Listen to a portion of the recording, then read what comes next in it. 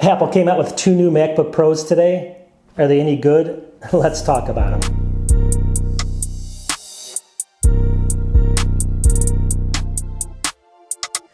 All right, welcome back to my channel. So what happened today was a little bit unusual. Not only did they come out with both a 14-inch and a 16-inch MacBook Pro, brand new, they came out with 2 different CPU options, believe it or not just one more powerful one, 2 more CPUs. So let's get into what they are. I'm going to go ahead and give you some pros and some cons of what these new systems have. And there's some cons, obviously, because of some things going on here, but I'll get into that in a second. But the pros are pretty big, and I think they outweigh the cons for sure, absolutely, for power users or people that use this for work. So let's get into it. Let's start now with the brand new, and I'm going to share my screen here. But they actually came out with an M1 Pro. That's the name of the new chip, one of those new chips, the M1 Pro. This is kind of slated in the middle, so the M1 Pro is a little bit faster. And this is going to be 200 gigabytes per second of memory bandwidth. It's going to be about 3 times faster than the M1. Think about that, 3 times faster memory bandwidth. It's going to have up to 32 gigabytes of memory, so double the M1. It's going to have 10-core CPU, that's the maximum, up to 16-core GPU instead of just the 8, so we're doubling that as well. It has support for ProRes decoding as well built into these systems. And then it has basically, let me see here, you can do multiple displays on that chip as well. So, and that'll actually be able to be fitted in a 14-inch or a 16-inch MacBook Pro. And so that's pretty good. But beyond that, there's a second chip that came, and it came right after this, can't believe it, the M1 Max. So now you have the M1 Pro, and the M1 Max. I guess I should do it the other way because the M1 Max is the highest one. And that's basically going to be 400 gigabytes per second of memory.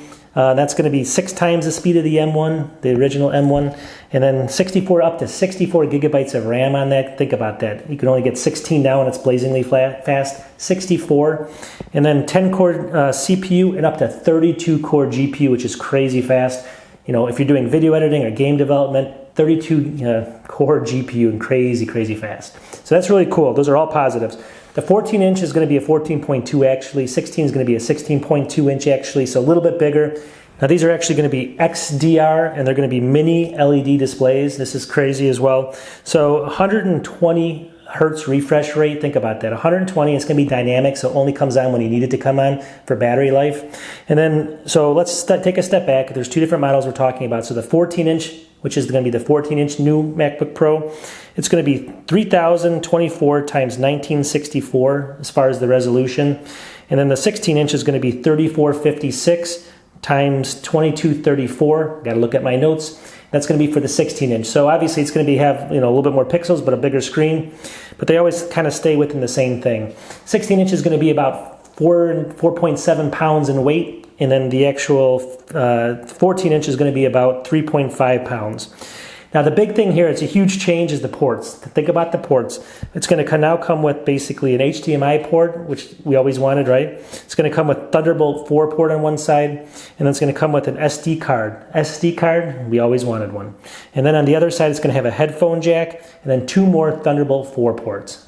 Tons of ports, tons of I/O, whatever you need here. Great decision by Apple to put back the SD card as well. So that's what we thought, and that's what we got.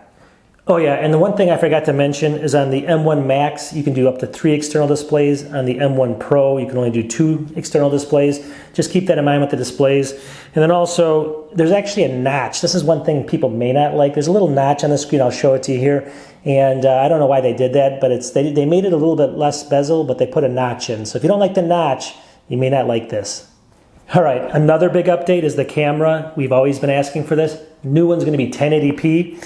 And they basically have a 2.0 aperture, and they're kind of saying that it's about two times better light performance as well on them. So not only 1080p, but better light performance. And then the audio, both systems are going to have 6 speaker systems, brand new 6 speaker audio systems. So they're kind of not, whether you get the 14 or the 16, these are both going to be Pro models.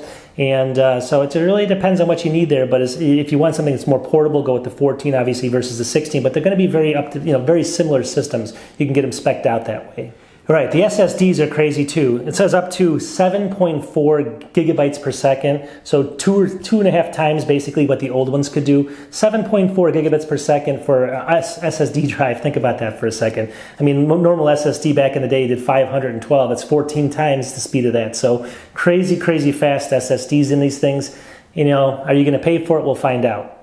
And then battery life. So let me just look at my notes. It says 14-inch has up to 17 hours of video playback, and the 16-inch is going to have roughly about 21 hours. 21 hours is the most battery of any MacBook. They made them a little bit thicker, and that's the reason they got a little bit more battery in these systems. Plus, they're using the micro LEDs, which are a little bit more efficient. CPUs are efficient.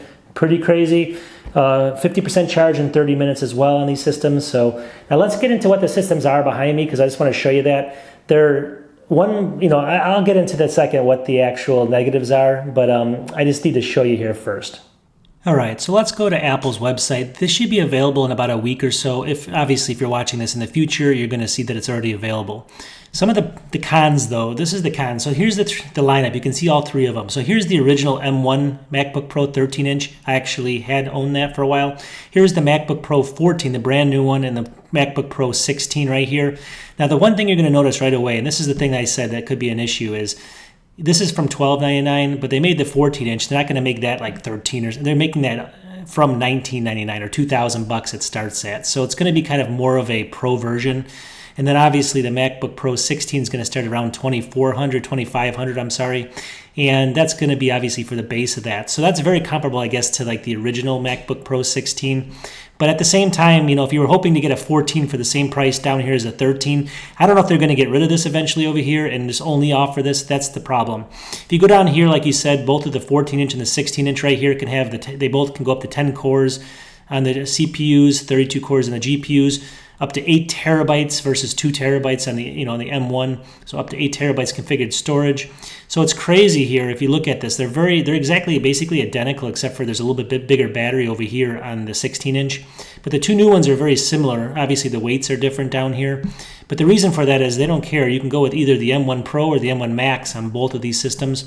So if you go ahead in here, I'm sure this is the problem. If you go in here though, and this is the negative, the biggest one that I see, and those are the starting prices. So let's say you want to get a 14-inch and you're in here right now. So we start around right here, 1900. So let's go in here. So for the 14-inch, this is the problem. You're going to get obviously the M1 Pro. If you want the M1 Max, you got to tap on $500 right there. So that's another $500 to get that, that chip that's a step up. And then things like memory, if you can get 16, but it's another $400 for 32 gigs. And then again, storage. I mean, you can go all the way to 8, but you really want to spend double the price of your system for 8 gigabytes of storage. It's kind of insane, right? So the problem is when you spec these things out, unless you get the base model, they're going to get really pricey. And that's what I was afraid about. So, and I can't even imagine this other one over here. It's going to even be worse. So the 16-inch again is going to be, let's go into here. I mean, obviously they go up to 3,400 with 1 terabyte. Let's just go in here. So if you get into here, you add this to it, 64, and then you add, let's say 4 terabytes or what have you, actually 8 terabytes. I mean, you get in here and you can see the idea. I mean, we're at $6,000 for a laptop, and obviously you can buy a used car for that. So anyways, I just wanted to go ahead and wrap this up, just show you some of the pricing. Again, I hope everyone gets a little bit of information from my videos, and thanks for watching. I will talk to you soon.